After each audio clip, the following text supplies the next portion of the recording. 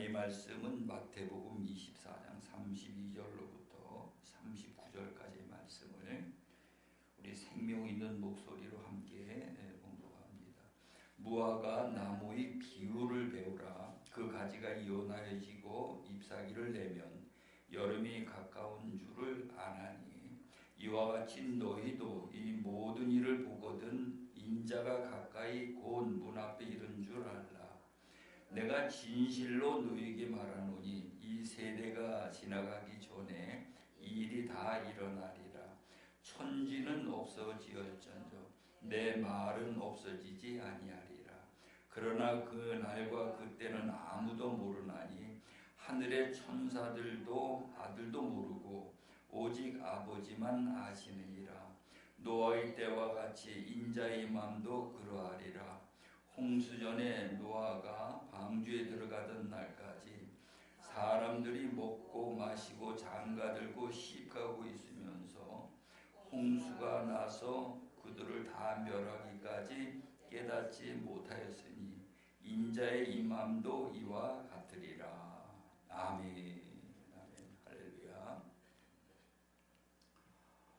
찬양을 하면은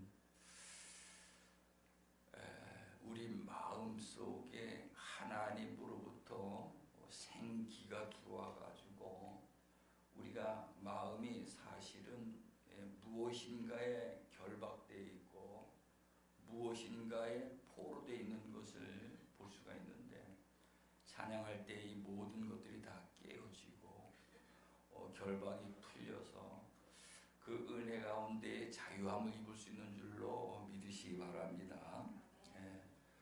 오늘 이 본문 말씀의 내용은 마태복음 24장이 말세에 관한 징조에 대하여서 예수님이 제자들에게 가르쳐 주신 내용이지요. 그 24장 1절 이하로 보면은 여러 가지 그 징조들이 나오는데, 제일 첫 번째로 나오는 징조가 뭔가 하면은 거짓 선지자를 주의하라는 거예요. 거짓 선지자. 그래서 이미 거짓 선지자가 많이 나왔습니다. 이 거짓 선지자를 주의하라. 근데 사실 우리가 이 거짓 선지자를 분별하기 어렵죠. 굉장히 그 거짓 선지자를 분별하기 어려운데, 마태복음 7장 15절 이하에 가서 보면은 거짓 선지자를 주의하라. 양의 옷을 입고 나오나 속에는 노략질하는 이리와 같도다 라고 말하면서 그 열매를 보아 그 나무를 안다라고 했습니다. 이 거짓 선지자는 무엇이 거짓 선지자인가? 그에게서 나오는 열매를 보고 거짓 선지자인지 참 선지자인지를 알 수가 있다 이 말이죠. 오늘날에 보면 한국의 그 교회들이 굉장히 큰 교회, 대형 교회, 또 중소 이런 교회들이 굉장히 많이 있는데, 교회들이 많이 있는 것이 좋은 거죠.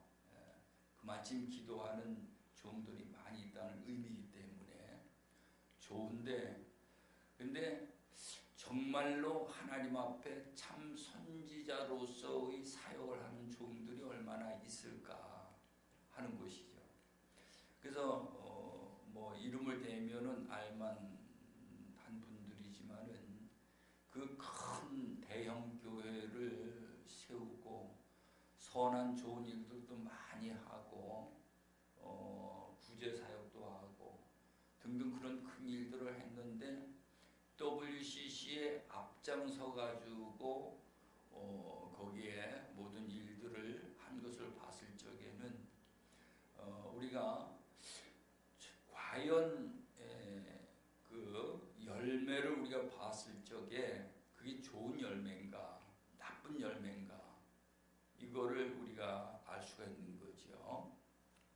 그래서 그 열매를 보아할 수 있다라고 이렇게 말씀하고, 그 다음에 이제 그 징조가 나타나는데 전쟁이 일어났네요. 민족이 민족끼리 전쟁을 하고 지진이 일어나고 또 기근이 든다. 기근.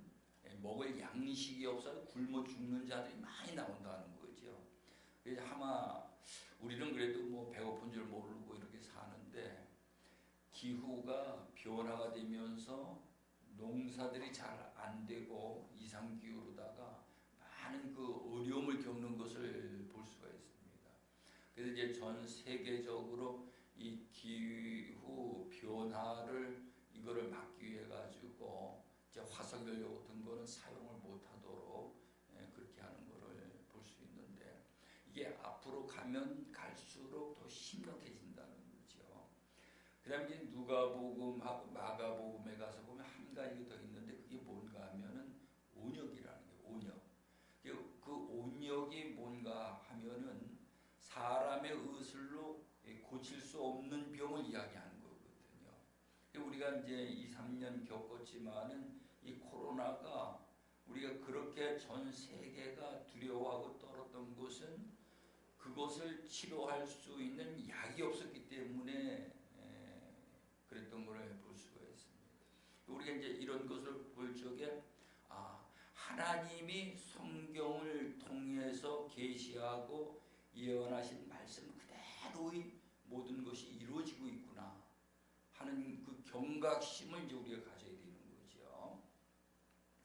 그러면 우리가 이제 뭐 지금까지도 우리가 은혜만 받으려고 하는 것이 아니고 세상에서 부여하기 위해서 기도하는 것도 아니고 세상에서 우리 소망을 이루기 위해서 기도하는 것도 아니고 우리가 이때에 준비해야 될 것이 무엇인가 하면은 정말로 재림 예수님이 오실 때 그 예수님을 맞이할 수 있는 준비가 이게 돼 있느냐 안 돼 있느냐 이게 아주 중요한 거죠. 그래서 오늘 31절까지는 쭉 그 징조를 이야기하고 24장 32절부터는 그 징조에 관한 비유로 된 우리에게 설명을 말씀을 하고 있다 이 말이에요. 그 내용을 보면은 무화과 나무의 비유를 배우라 그랬어요. 무화과 나무. 이 무화과 나무의 비유를 그 들어가지고 우리에게 깨우쳐 주시는데 그 가지가 연하여 지고 잎사귀를 내면은 여름이 가까운 줄을 아나니 여름. 모든 나무들이 그렇죠. 보면은 싹이 나가지고 무성하게 자라서 여름에 자라나가지고 이제 가을에는 이제 열매를 이제 맺는 그런 계절이죠. 무화과 나무도 똑같다 이 말이에요. 그래서 여기에 보면은 잎사귀를 내면 여름이 가까운 줄을 아나니 이와 같이 너희도 이 모든 일을 보거든 인자가 가까이 곧 문 앞에 이른 줄을 알라. 무화과 비유를 들어가지고 우리 앞에 일어나는 모든 일들을 그 비유를 통해 깨달으라는 거죠. 그래서 앞에서 그 징조를 말씀하신 그 징조를 비유해 가지고 우리가 볼 때 지금은 정말로 마지막 때 예수님의 재림이 곧 임박한 때라는 것을 이제 알아야 되는 거죠. 근데 예수님이 재림하실 때에 우리가 어떻게 하면 그 예수님의 재림을 맞이할 수 있을까? 이게 관건이에요. 그러면서 여기에 내가 진실로 너에게 이르노니 이 세대가 지나가기 전에 이 일이 다 일어나리라. 이 세대라는 것이 뭘까? 이 세대. 나는 이 세대라는 것을 나의 세대에다가 비교를 해봐요. 내가 정말로 어렸을 적에 신앙생활을 시작해가지고 그냥 하나님 앞에 은혜 받으려고 쫓아다니고 기도원에도 다니고 부흥집회도 다니고 그때가 그 싹이 나고 막 잎이 자라고 성장했던 그때가 아닌가. 무화과 나무 비유를 봤을 적에 그런 생각이 들어요. 그리고 이제는 정말 내가 그 뭔가가 하나님의 은혜를 입어가지고 이제 성숙이 됐으니까 하나님 앞에 세마포스로 신부단장을 하고 주님 오시기를 고대하는 그 준비가 돼 있어야 되지 않겠는가.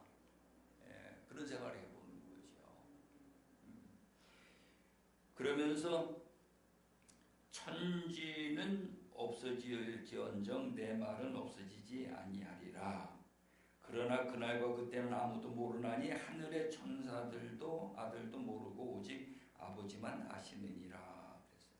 그래서 무화과나무 비유를 들어서 우리에게 깨우쳐 주시고 37절서부터 39절까지는 노아를 들어서 이제 우리에게 깨우쳐 주시는 거예요. 노아를 통해서 깨우쳐 주시는데 노아의 때와 같이 인자의 맘도 그러하리라.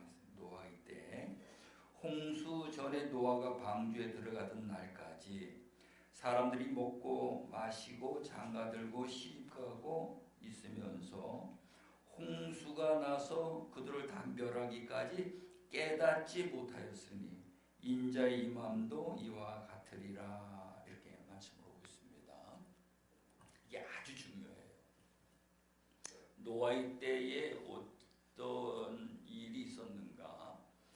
창세기 6장에 가서 보면은 제일 먼저 이 노아라는 인물이 등장하는데 그때의 그 사회의 모든 일들이 이래 보면은 사람들이 먹는 일에 사람들이 집중이 돼 있고 장가들고 시집가고 그런 일들에 매여 있다 이 말이죠. 그러니까 오늘 우리나라가 보면은 그런 거 같아요.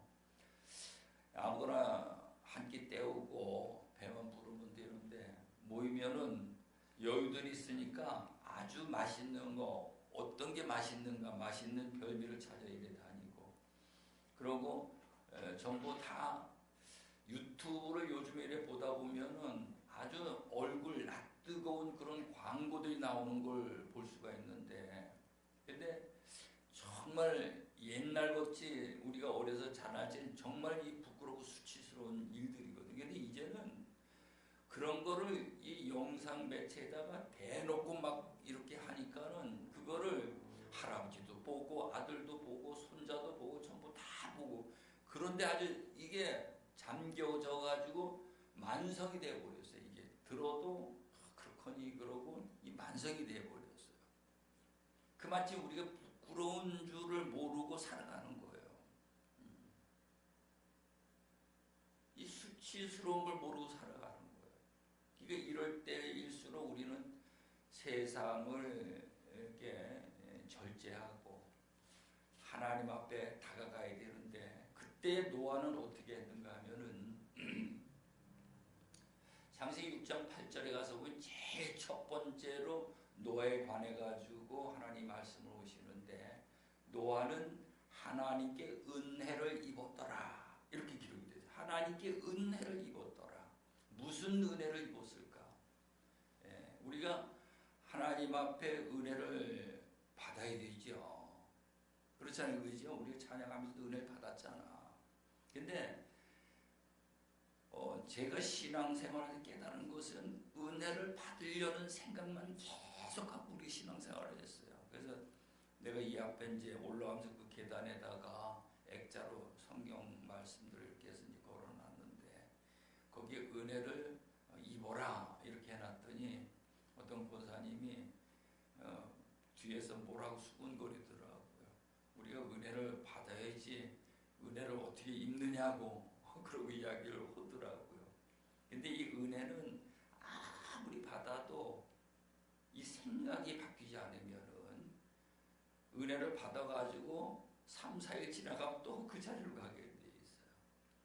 또 그 자리로 가게 돼 있고 이 생각을 바꿔야 돼. 생각을 바꾸는데 이제는 은혜를 받는 것이 은혜를 입어야 되겠다. 이 은혜를 입는 것이 뭐냐?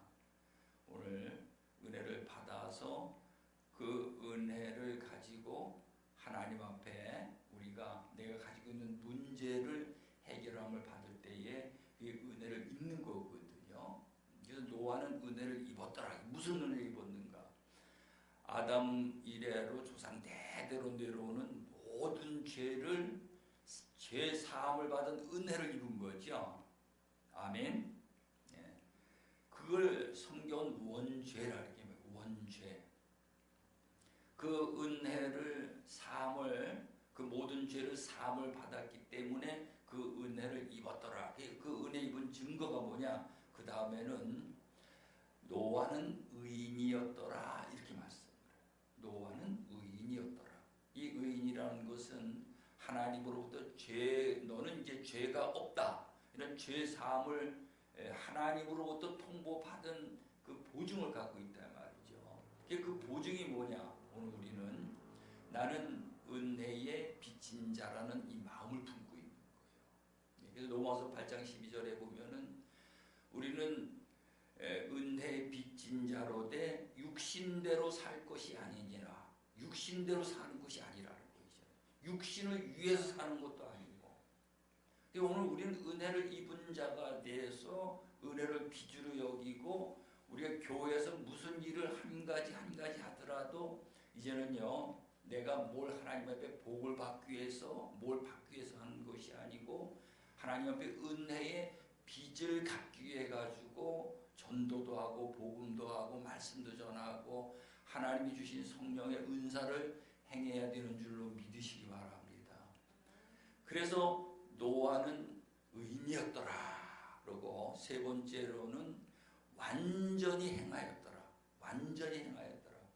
이제는 하나님의 말씀을 듣기만 하는 것이 아니고 그 들은 말씀을 지키려고 몸부림친다 이 말이죠.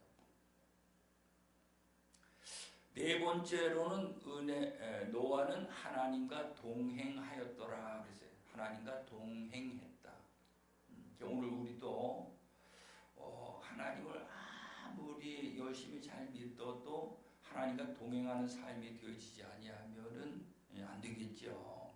하나님과 동행하는 삶이 되어져야 되는데, 근데 노아가 무엇을 완전히 행했는가 하면은 이제는 하나님 앞에 은혜를 입었으니까 은혜의 빚을 졌으니까 하나님 내가 무엇을 어떻게 해야 되겠습니까? 라고 물으면서 기도할 때에 하나님이 내가 120년 후에 물로 심판할 것이다. 너는 방주를 지어라. 이 말씀을 노아에게 주신 거예요. 노아가 그 말씀을 듣고 그냥 흘려보내지 않고 그 말씀을 받았는데 그 말씀 속에 하나님의 뜻이 담겨져 있어요.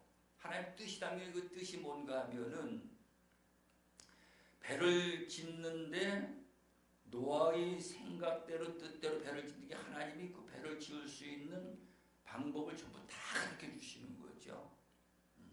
그래서 길이는 300규핏, 폭은 50규핏, 높이는 30규핏, 고페르나무로다가 역청을 가지고 배를 만들어야 돼. 이게 뭔 얘기인가 하면은 도면을 주시고 재료도 주셔서 도면대로 그 재료를 가지고 그대로 그 방주를 지으라는 거예요. 이게 아주 중요한. 노아 시대도 많은 사람들이 살았지만은 하나님 앞에 정말로 그 은혜를 입고 하나님 앞에 은혜 빚진 자로서의 음성을 듣고 그 말씀을 듣고 그대로 순종한 자는 노아밖에 없다는 거예요. 이게 노아가 그렇게 되니까는 그대로 방주를 지어가지고 자기 가족들 7명을 구원을 시키잖아. 그리고 모든 동물들을 거기에 넣어가지고 동물들을 그 종자를 번식시킬 수 있도록 그렇게 했다 이 말이에요. 그래서 하나님은 이제 아브라함 시대를 지내가지고 이스라엘 민족을 애굽에서 이끌어서 광야에 나가가지고 모세를 통해서 또 성막을 짓는데 모세가 이제 노아와 같이 하나님의 말씀을 은혜를 입은 자로서 하나님의 말씀을 듣고 그대로 순종을 해요. 완전히 행하는 자예요.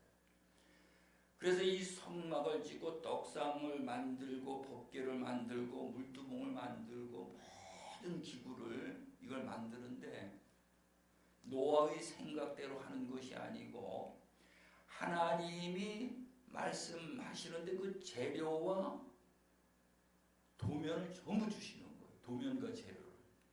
그 도면과 재료를 받아가지고 그대로 그걸 다 만드는 거죠. 도면대로 그걸 다 만드는 거예요. 그래 만들으니까는 하나님이 그 이스라엘 민족을 이끌어내서 그들을 훈련을 시켜가지고 요단강을 건너서 가나안 땅에 들어가지고 그 모든 12족속을 그 기업을 나눠주는 걸 볼 수가 있거든요. 우리 신앙이 그와 같이 광야의 길을 걷고 광야의 길에서 성전이 세워져서 요단강을 건너가지고 가나안 땅에 대해서 이 기업을 받을 수 있는 거기까지 우리가 가야 되는 거예요. 우리 신앙 생활이. 그 목표를 두고 가는 신앙 생활이 되어야 된다 이 말이죠. 그 다음에 이제 이스라엘이 다윗을 통해서 솔로몬 시대에 이제 그 비로소 이제 메고 다니던 성전이 아니고 이제 그 솔로몬 성전을 세우는데 이 성전을 세울 때도 솔로몬이 하나님 앞에 그 도면 설계를 전부 다 받아요. 도면을 받는다 이 말이죠. 그 다음에 재료를 받고 하나님이 주신 그대로 그 솔로몬 성전을 세우는 것을 볼 수가 있습니다. 그 다음에 예수님은 오셔가지고 우리에게 오셔가지고는 요한복음 2장 19절에 보면 이 성전을 허물 헤롯 성전이 46년을 길어져 지은 엄청난 성전인데 이 성전을 허물라 내가 3일 만에 일으키리라 그렇게 말씀하십니다. 이 성전을 허물라 3일 만에 일으키리라. 그 의미는 이제는 그 성전이 우리 안에 사람들 안에 그 성전을 세워야 된다는 거죠. 결국은 우리가 신앙생활 교회 다니 하나님 믿는 것은 목사가 된다냐 장로가 되냐 권사가 된다냐 뭐 오래 믿었냐 이게 중요한 것이 아니고 내 안에 성전이 세워졌느냐 안 세워졌느냐 이게 중요한 거죠. 이 성전이 세워져야 돼요. 그래서 예수님이 오셔가지고 하신 일은 회개하라 천국이 가까이 왔느니라. 회개해가지고 천국이 우리 안에 임해야 된다는 거예요. 너희 안에 하나님의 나라가 임해야 된다. 그럼 예수님이 오셔가지고 우리 안에 그 하나님의 나라를 어떻게 건설하셨는가 이거를 이제 봐야 되는 거죠. 어떻게 하나님이 우리 안에 하나님의 나라를 세우셨는가. 그 내용을 이제 살펴보게 되면은 마태복음 7장 24절에 가서 보면 내 말을 듣고 행하는 자는 반석 위에 집을 짓는 지혜로운 자와 같으니 창수가 나고 바람이 불어도 무너지지 아니한다는 거. 반석 위에다 집을 지으라는 거예요. 이 반석이 뭔가 그리스도거든요. 그리스도 안에 들어가서 그리스도 안에서 이 집을 지으라는 거예요. 그러면 예수님이 이 집을 짓는데 그냥 집을 지으라고 말씀하셨을까요? 노아에게 하신 대로 설계 도면과 재료를 주셨을까요? 주셨다 이 말이에요. 설계 도면과 재료를 주셨어요. 근데 물어보면 아무도 몰라. 이 도면도 모르고 재료도 모르고 그러니까 반석의 집을 지을 수가 없는 거죠. 이 우리 신앙생활은 열심히들 하고 있는데 집을 짓는 자 노아의 때 노아뿐이 없었던 것과 같이 오늘 그렇다 이 말이에요. 우리 신앙생활이 이 안에다 집을 지어야 되는데 반석의 집을 지어야 돼요. 설계 도면을 모르고 재료를 모르고 그게 마태복음 5장 3절에 산상수훈 그 내용에 보면은 거기에 설계 도면이 있고 재료가 거기에 다 들어있어요. 이게 보여져야 돼. 그러면 이제 우리가 신앙생활이 겉도는 게 아니고 매일 하나님께 무릎 꿇고 기도하면서 주신 도면대로 재료를 가지고 내 안에다가 반석에 집을 짓는 거예요. 이게 되져야 돼. 반석에 집을 지어야 된다. 그러면 예수님이 마태복음 16장 마태복음 16장 18절에 가서 보면은 13절에 주는 그리스도시요 살아계신 하나님의 아들이라는 이 신앙 고백을 한 제자들에게 이를 깨닫게 하는 이는 육신이 아니요 하나님이 이를 깨닫게 하셨다라고 말씀하면서 그 18절에 가서 보면은 너는 베드로라 이 반석 위에 내 교회를 세우리니 그래서 내 교회를 세우리니 그게 무슨 말씀인가 그 말씀을 잘 보면은요 예수님이 오셔 베드로 안에다가 예수님의 교회를 세우신다는 거죠. 그거를 나에게 적용한다면은 우리 예수님을 믿는 것은 내 안에다 예수님의 교회를 세워야 된다는 거예요. 아멘. 내 안에 예수님의 교회를 세워야 된다는 거예요. 근데 한국 교회가 나온 사람들 그 속에다가 예수님의 교회를 세워주는 것이 아니고 우리가 진리, 복음의 진리를 올바르게 깨닫지 못하니까 자꾸 빚을 내서 이 건물 성전을 지으려고 했던 걸 볼 수가 있어요. 그래서 예수님은 오셔가지고 이 건물 성전을 하나도 안 지으셨어. 예배당을 하나도 안 지으셨어. 예수님은 오히려 있는 것을 허물라고 그랬지. 그래서 반석의 집을 지으면 그 집에 이제 성령님이 거기에 임하시면은 성전이 되어지는 거예요.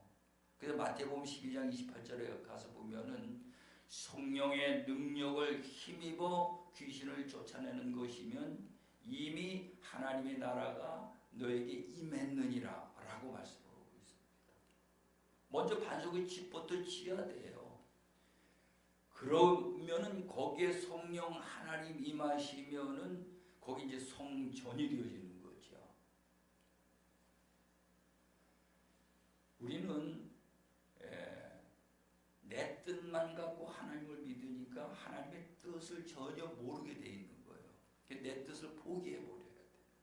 그래야 하나님의 뜻을 알게 되는 거예요. 하나님의 뜻을 안다는 것은 이와 같이 내 안에 반석의 집을 짓고 거기에 성령 하나님이 임재하시면은 거기에 성전이 되어지는 거죠.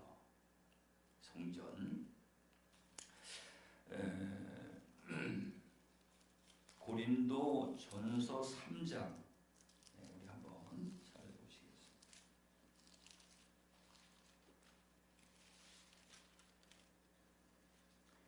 고린도 전서 3장 16절 17절 같이 보십니다. 시작.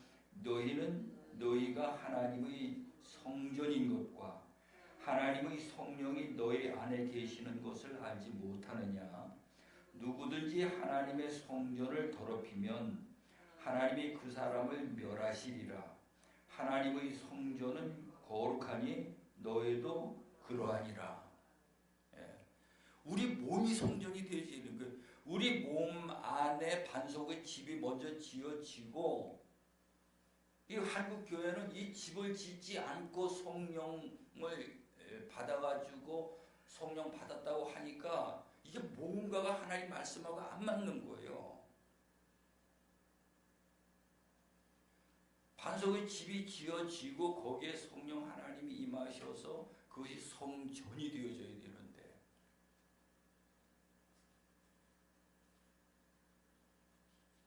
그래서 성령을 받았다고 하는 사람들이 뭐 바르게 가는 분들도 많지만은 잘못 가는 그 일들이 굉장히 많아요. 내가 초락도라는데 하도 힘들어가지고 너무너무 힘들어가지고 그 사업할 때 거기에 뭐 불의 종이니 뭐 능력의 종이니 하면서 광고를 막 이렇게 거기 가봤더니 그 초락도 그 깊은 곳에 그 작은 모를 지었는데 상당히 넓더라고요. 근데 그 산골짜기에 한 300명 넘게 모였어. 근데 음악을 그냥 막 쿵짝쿵짝 틀어놓는데 사람들이 그냥 막 빙글빙글 돌고 이리 뛰고 저리 뛰고 강대상에 올라가고 대골대고 굴르고 뭐 난리가 났더라고요.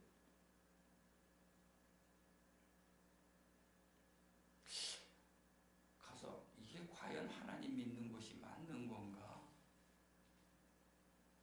그런 생각이 들어요. 하나님은 아주 거룩하신 영이거든요. 아주 거룩하신 영이에요. 성령님은 아주 거룩하신 영이다 이 말이에요. 그렇기 때문에 그리스도라는 거예요.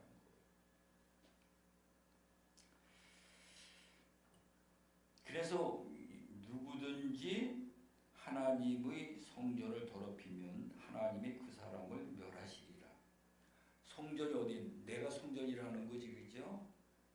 내 안에 반석의 집을 짓고 교회를 세우고 주님의 교회를 세우고 거기에 성령 하나님이 임하셨으니까 거기에 성전인데 그 성전을 더럽히면, 더럽힌다는 뭐가 나쁜 음식을 먹어 더럽히는 게 아니라 다른 악한 거짓된 영이 들어오면 그 뜻이거든요. 거짓된 영이, 미혹하는 영이 들어오면 더럽히면 하나님이 그 사람을 멸하시리라. 하나님의 성전은 거룩하니 너희도 그러하니라. 반석의 집이 지어지고 성령 하나님이 임하셔가지고 성전이 되어진 자는 말과 행위와 모든 것들이 거룩하다는 거예요.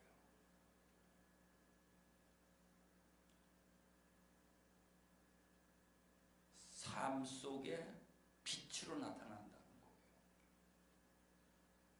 그래서 그걸 하나님께 영광을 돌려드리라.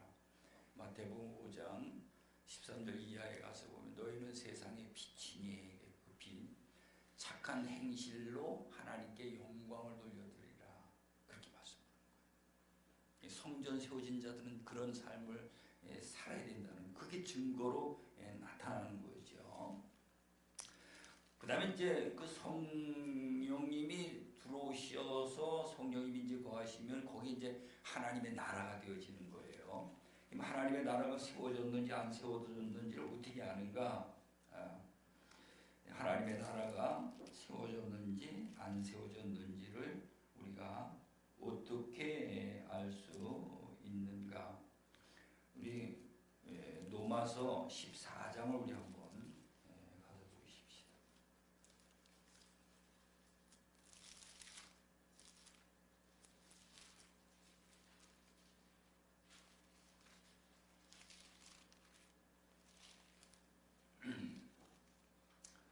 로마서 14장 17절 말씀을 우리 한번 같이 보십니다. 시작.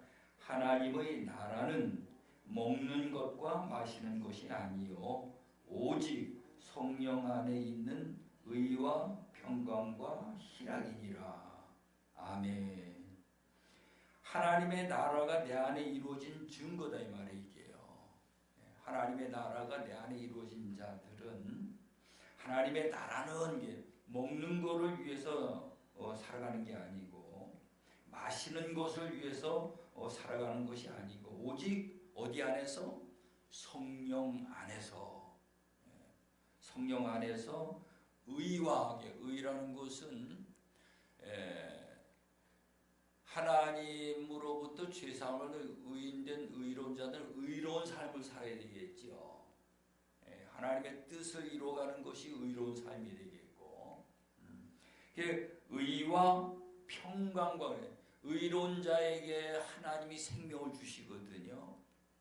의로운 자는 하나님의 기도를 많이 하는 게 아니고 하나님 뜻대로 하기 때문에 마태복음 6장 8절에 있는 말씀대로 기도하려고 무릎 꿇으면 이미 하나님이 알고 계시다는 거예요.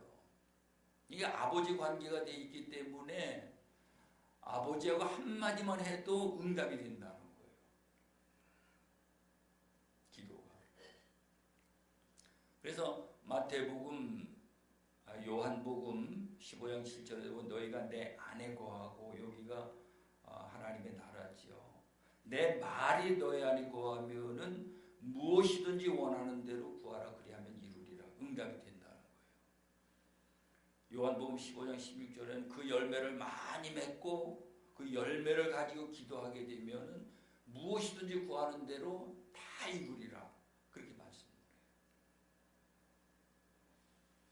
이 의로운 자는 의를 행하는 자는 하나님의 생명을 많이 가지고 있기 때문에 그 생명의 열매를 가지고 있기 때문에 기도하는 대로 이루어진다는 거죠.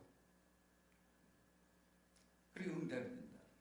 그 다음에 평강과 생명이 있으니까 평안해진다. 평안. 로마서 8장 6절에 보면은 육신의 생각은 사방이요 영의 생각은 생명과 평안이니라. 생명이 있으면 평안이 있다는 거예요. 그러니까는 그 다음에는 생명이 있어서 평안이 있으니까 희락, 기뻐한다. 누가 요걸 해도 기뻐하고 몸이 아파도 하나님 앞에 감사하고. 그 스데반 집사가 말씀을 전하고 성령이 충만할 때 돌로 맞아가지고 순교하면서도 그 얼굴에 광채가 났다는 거거든요. 왜 광채가 났느냐? 성령 안에서 하늘문이 열려지고 하나님 보좌를 바라보고 우편에 있는 어린 양을 바라보니까 더 말할 수 없는 희열과 기쁨이 넘쳐나는 거지요.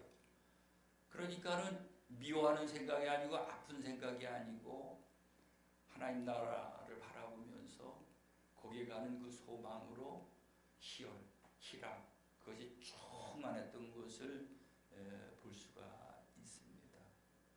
그래서 마태복음 4장 17절에 예수님이 오신 목적이 뭐냐? 예수님이 오신 목적 회개하라 천국이 가까이 왔느니라. 우리는 회개하면 천국이 가까이 왔는데 가까이 온 것 같고 되는 게 아니고 우리 안에 하나님의 나라가 이루어져야 되는 줄로 믿으시기 바랍니다. 하나님의 나라가 이루어져야 되는 거예요. 그게 완성이야. 그거를 위해서 우리가 기도하고 그걸 위해서 우리가 예배하고 그걸 위해서 우리가 하루하루 살아가는 거거든요. 하나님의 나라가 내 안에 이루어지기 위해 가지고. 노아의 때에 노아가 자기 식구를 구원한 것과 같이 오늘 내가 노아와 같이 돼가지고 내 가족, 내 모든 식구들을 구원할 수 있는 이 시대에 노아들이 다 되어지시길 간절히 축원합니다. 기도합니다. 아버지 하나님, 오늘도 말세의 징조를 통해서 우리에게 깨닫게 해주셨는데 한 귀로 듣고 한 귀로 흐리는 것이 아니요 노아와 같이 설계 도면을 받고 재료를 받고 그 받은 것을 가지고 내 생각이 가미되지 아니하고 하나님 말씀 그대로 방주를 짓고 또 우리는 반석의 집을 짓고 성전을 세워서 하나님의 나라가 내 안에 이루어지는 놀라운 역사가 나타날 수 있도록 우리 하나님 인도해 주옵소서. 오늘도 이 자리에 모인 모든 신명들 위에와 또 믿음의 식구들 위에 또 이 나라의 민족 모든 교회 위에 하나님을 믿는 모든 백성들 아버지 하나님 이 준비를 잘할 수 있는 하나님의 백성들이 되어질 수 있도록 우리 하나님 인도해 주옵소서. 예수님의 이름으로 기도드리옵나이다. 아멘.